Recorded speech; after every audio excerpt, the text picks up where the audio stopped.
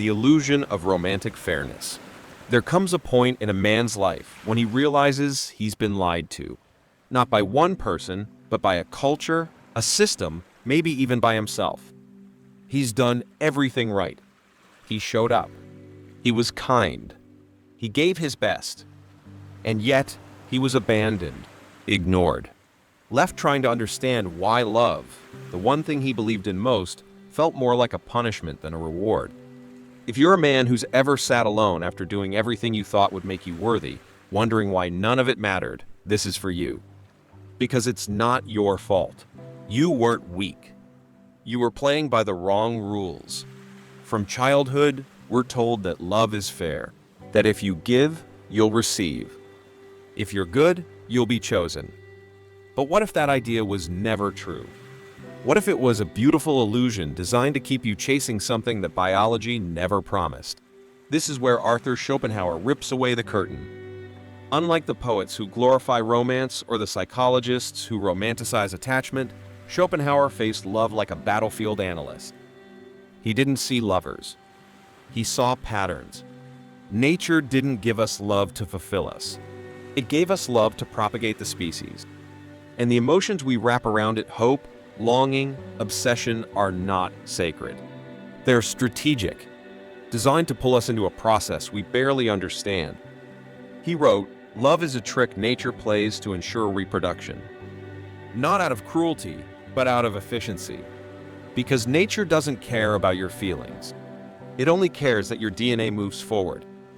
And if that sounds cold, maybe it's because we've grown too addicted to fantasy. We want love to be just. But justice is a human invention. Biology operates on different laws. And here's the uncomfortable truth: those laws don't reward sacrifice. They reward value. Not emotional value. Reproductive value. Evolutionary advantage. A woman doesn't fall for a man simply because he's good.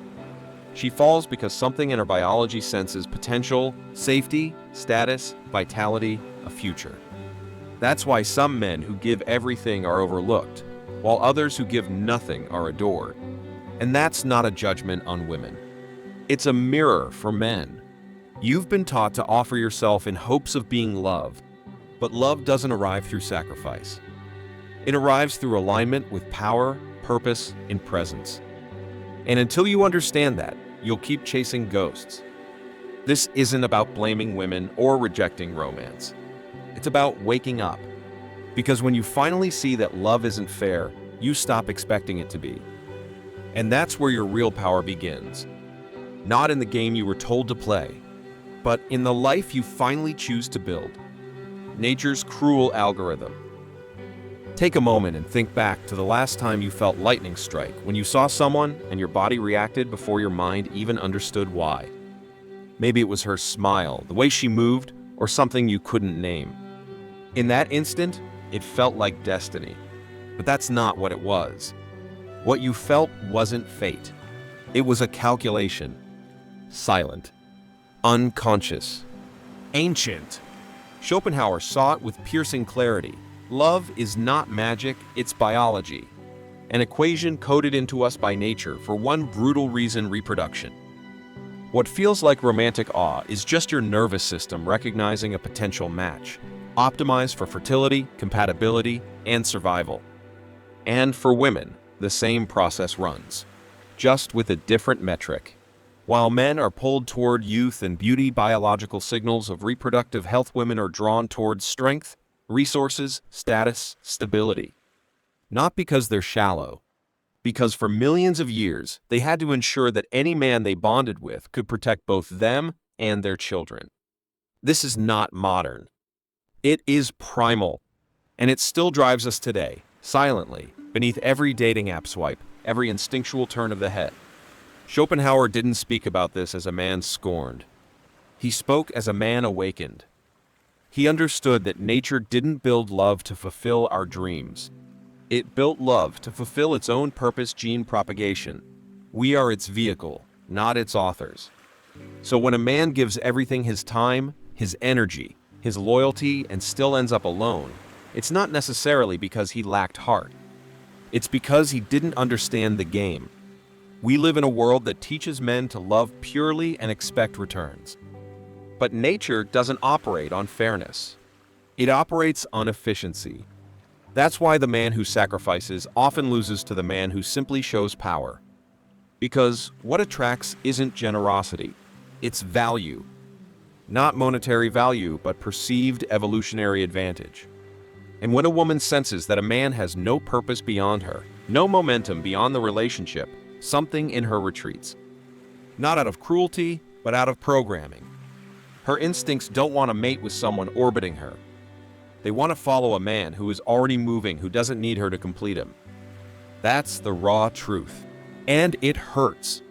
Especially if you've been raised to believe that love is about emotion alone. But here's the shift.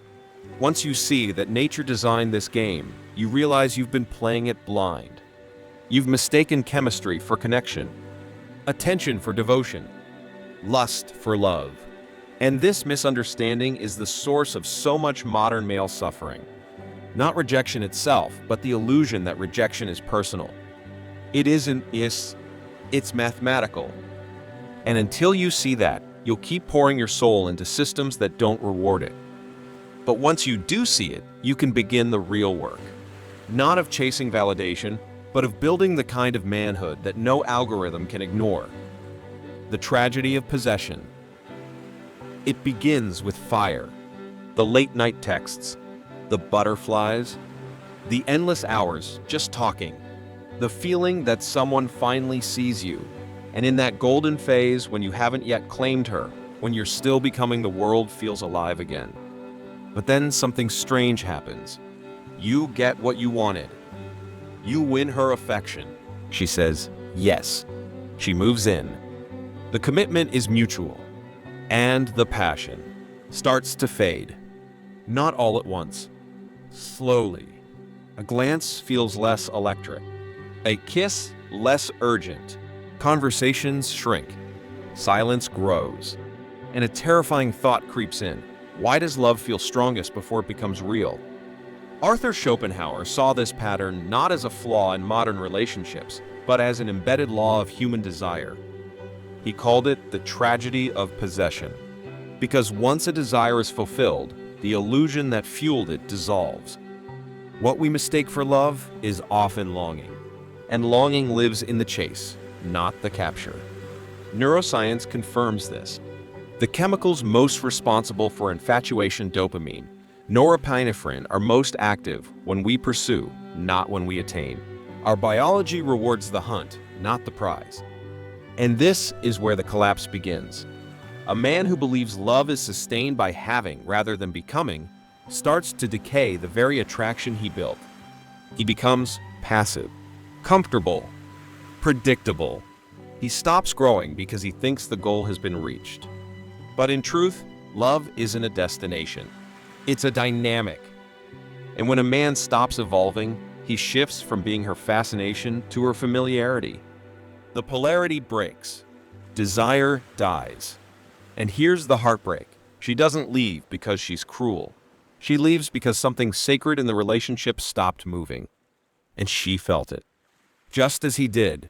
Carl Jung might call this a fracture in the anima projection, the fantasy image a man casts onto a woman at the start of love. When reality enters, when the mask falls, what's left is often too mundane to maintain the high. But this isn't cause for despair. It's a call to transformation. Because the man who learns from this doesn't blame her.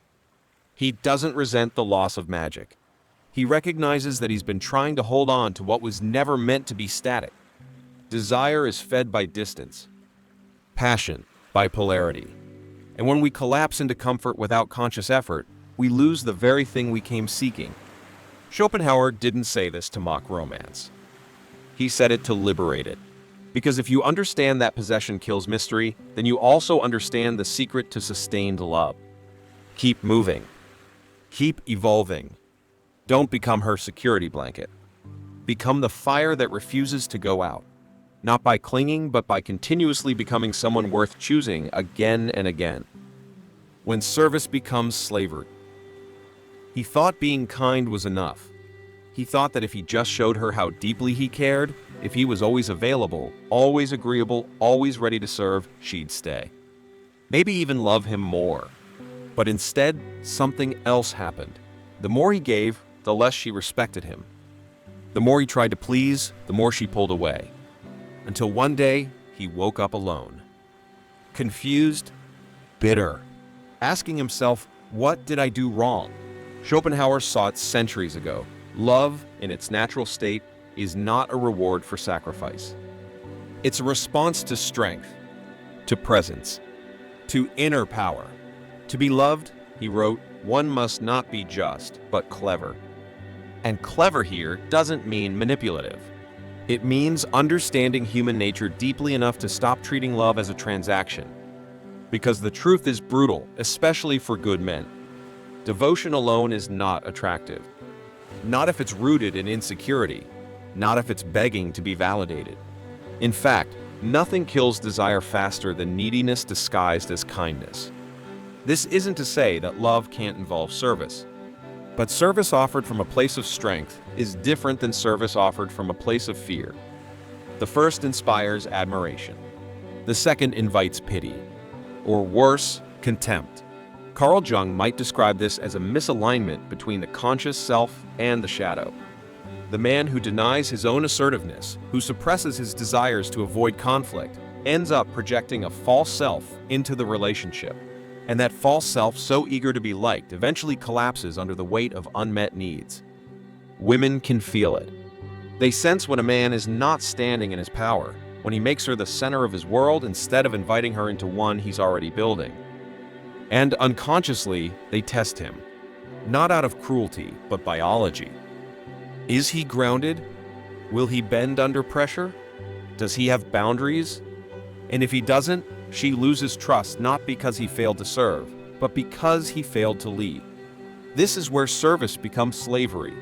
When a man erases himself in hopes of being loved, he doesn't win her heart, he loses his soul. He becomes an echo, not a presence. And the tragedy is, he thinks he's doing the right thing. He thinks love should be earned through sacrifice. But what if the real path isn't about earning at all? What if it's about embodying, being the kind of man who doesn't need to be chosen to feel worthy, but whose worth is so evident it draws others in without effort? This is the shift. From pleasing to leading. From sacrificing to standing. From seeking approval to radiating presence. Because only then does love stop being something you beg for and become something that arrives, unforced, unchased, and undeniable. The shadow of dependence. There's a subtle form of captivity that most men mistake for love. It looks like devotion, sounds like commitment, but underneath, it's dependency. Emotional dependency. A hunger so deep it disguises itself as loyalty. This is the man who says, "She completes me," without realizing the danger of those words. Because anything that completes you can also control you. And Schopenhauer knew this. He warned that men who surrender their center to a woman lose not only the woman, but themselves. Not because women are cruel, but because they were never meant to carry that weight. Love isn't about fusion. It's about polarity. And when one pole collapses into the other, the charge dies. Jung saw it in another way. He called it the anima projection. Every man holds within him an unconscious image of the feminine. And when he meets a woman who resembles that image, something awakens. He thinks it's love. But often, it's recognition. The soul seeing its own reflection. The danger lies in not knowing the difference. Because once he mistakes the woman for the missing piece of himself, he hands her power she never asked for. He becomes obsessed, overly accommodating, easily wounded. And when she inevitably fails to live up to his inner fantasy, resentment replaces reverence. This isn't love. It's the shadow of dependence. It's the unconscious belief that without her, he is nothing. That without her validation, he cannot feel alive. And so he performs. He overgives. He chases. Not realizing that the very energy he's pouring out is repelling what he desires. Women may enjoy attention, but they trust presence. And presence requires self-possession. A man who abandons himself for a woman will eventually lose her. Not because she wanted more, but because he became less. This is where Schopenhauer's philosophy intersects with Jung's psychology. They both understood that human suffering often stems not from rejection, but from misidentifying the source of meaning. Love, when driven by a hollow self, becomes a desperate act. It turns the relationship into a survival mechanism. And no one wants to feel like someone else's oxygen. That's a suffocating weight. So how does a man break this cycle? He must return to himself, not with arrogance, but with reverence. He must rebuild the inner core that he once outsourced to her. Because the irony is, the more you make a woman your purpose, the more she feels like an obligation, not a participant. And the more you anchor into your own purpose, the more your presence becomes magnetic secure, not grasping.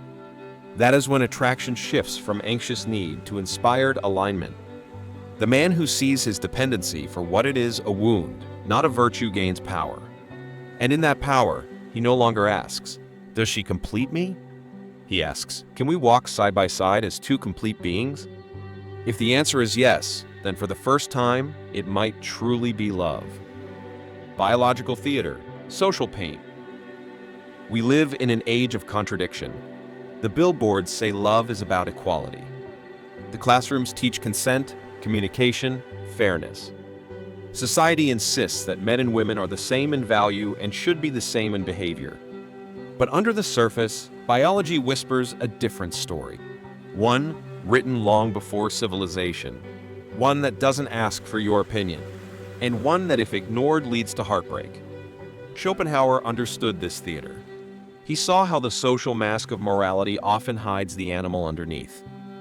While society preaches partnership, nature still plays out a game of selection. A woman might speak of love, but her instincts scan for strength. A man might speak of commitment, but his biology still reacts to youth and beauty. None of this makes anyone bad. It makes us human. Yet the dissonance between what we're told and what we feel is where the pain begins. A man is taught to be vulnerable, emotionally open, giving.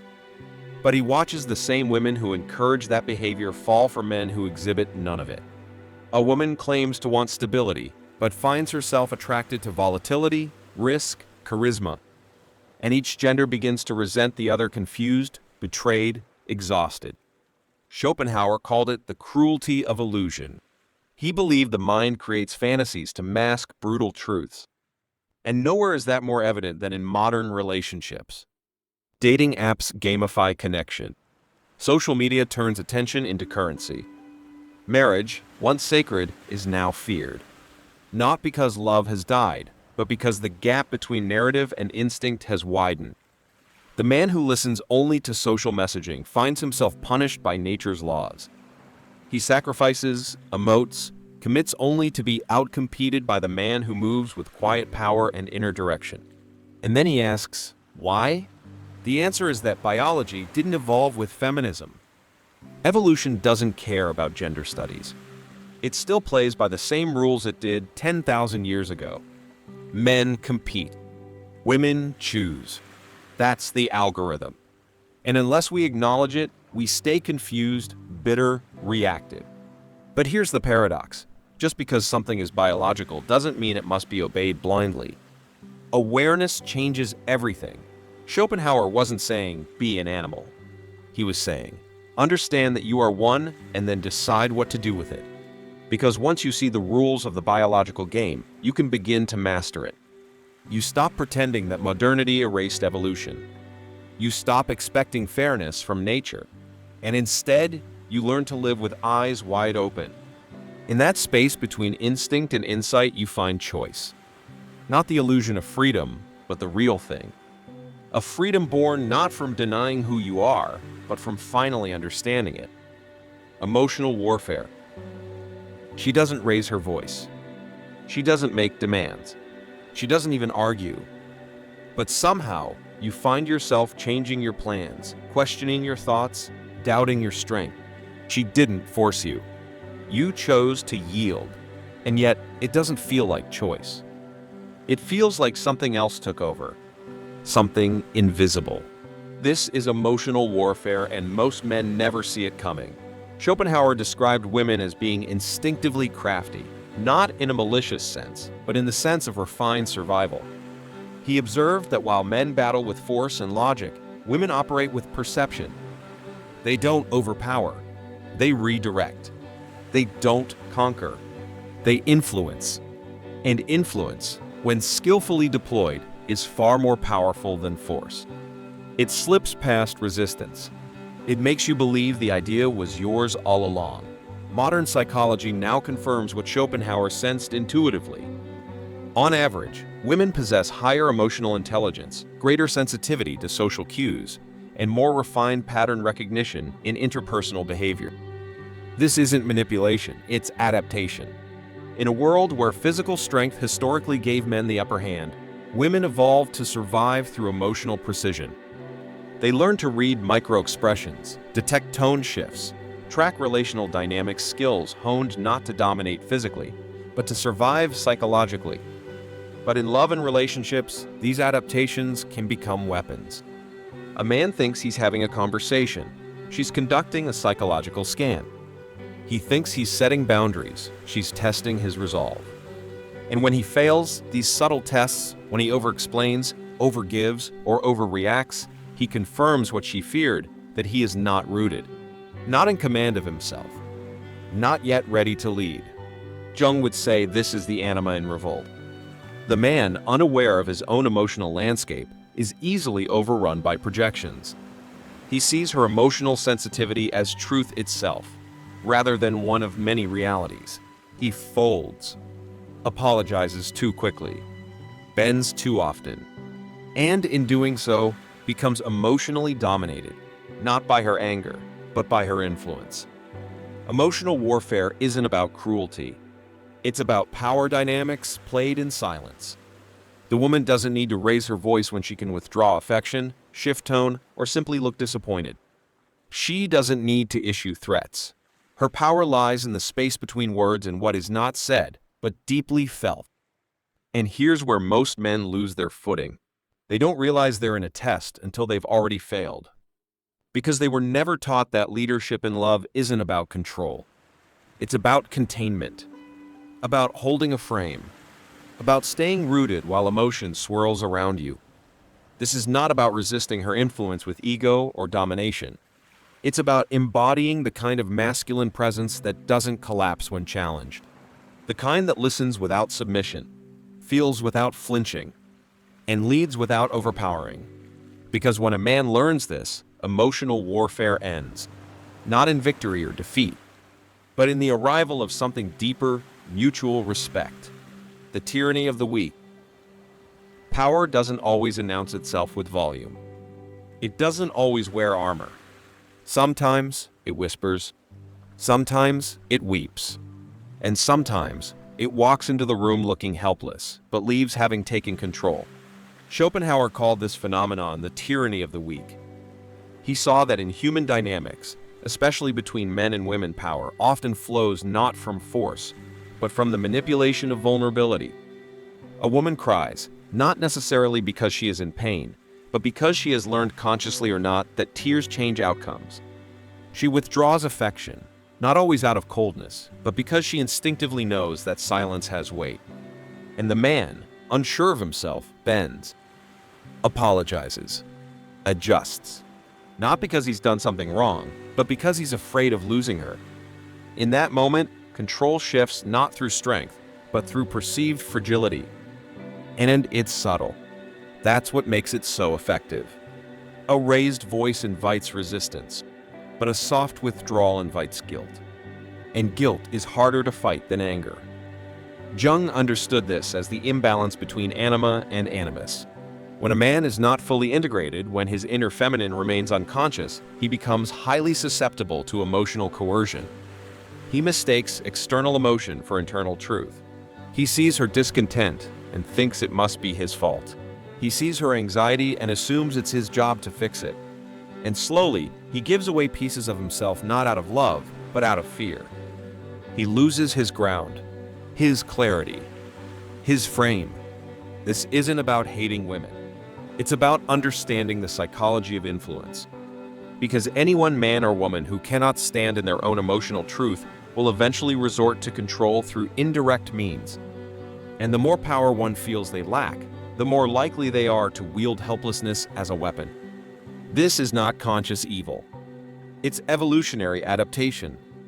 In a world where direct confrontation was dangerous for the physically weaker sex, indirect influence became the safer path. But what happens when that adaptation becomes strategy? When it's no longer just a survival instinct, but a way of maintaining control in relationships? Then the man who confuses compassion with compliance is in trouble.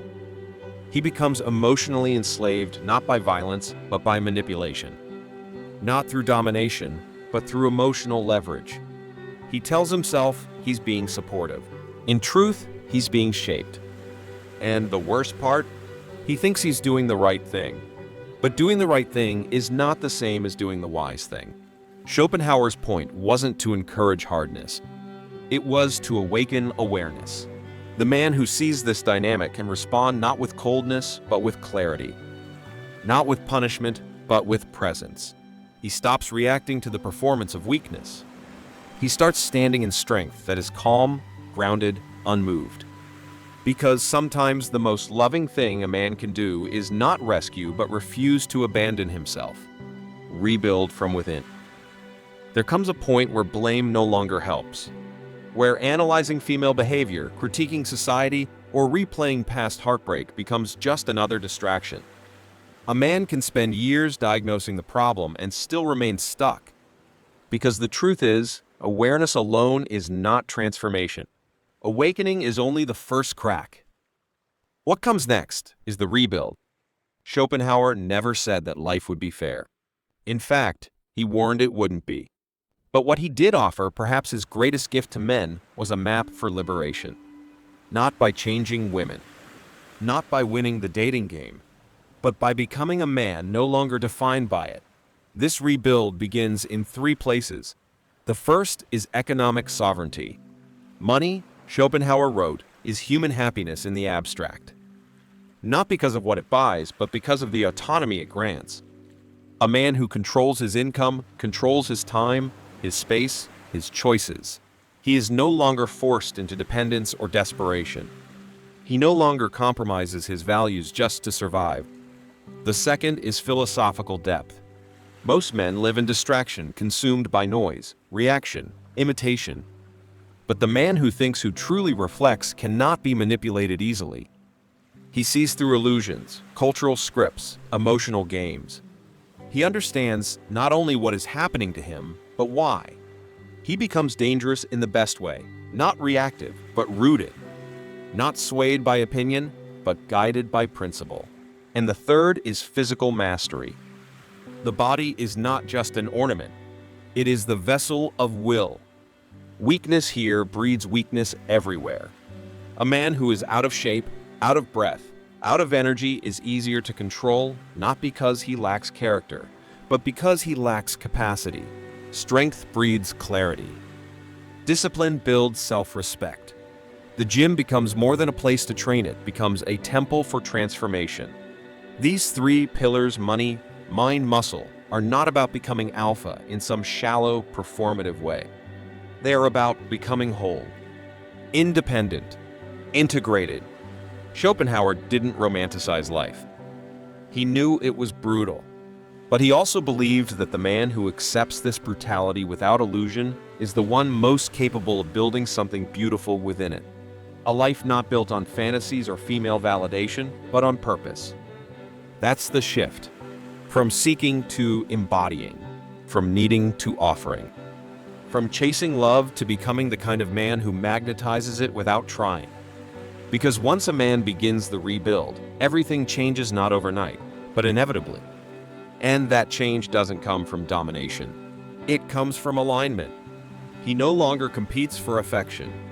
He simply lives so powerfully that love either meets his standard or watches from the sidelines. The transcendence of masculinity. What if the real game is not about winning, but about stepping away from the board altogether? What if the highest form of masculine power isn't dominance, but detachment not from love, but from illusion? This is the final teaching Schopenhauer left behind. The man who truly wakes up no longer obsesses over female nature, over dating hierarchies, over who wants who. He no longer defines himself by access, attention, or approval. He has moved beyond the game. Because he has understood its source. Every dynamic of power, every heartbreak, every silent manipulation was never really about her. It was about him, his hunger, his fantasy, his projections, his unexamined need to be chosen in order to feel complete. And once that need is seen for what it is, it begins to dissolve. The man who used to beg now builds. The man who used to chase now creates. The man who used to blame now leads. Not because he hardened, but because he healed. Carl Jung said it clearly, until you make the unconscious conscious, it will direct your life, and you will call it fate. Most men are led by shadows, by unexamined desires for validation, comfort, or rescue. And they suffer not because they are weak, but because they are unaware. Schopenhauer knew this. He wrote, "We forfeit 3/4 of ourselves in order to be like other people." And perhaps no one forfeits more than the man who sacrifices his own becoming just to be loved. But you don't have to live that way. You don't have to keep negotiating your worth. The moment you stop performing, you start becoming. The moment you stop asking, "Will she love me?" and start asking, "Am I living in truth?" your entire life shifts. You become calm, clear, purpose-driven. You begin to radiate a different energy, one that doesn't need to prove anything. And from that energy, everything that aligns with you will flow toward you.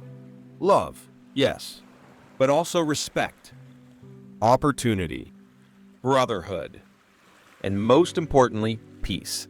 The kind of peace that comes when a man finally comes home to himself. This is not the end of love. It's the beginning of real love. Love that is not built on longing or dependency, but on presence. Love that is not a transaction, but a meeting between two whole people, two sovereign souls. And when that happens, the old games fall away.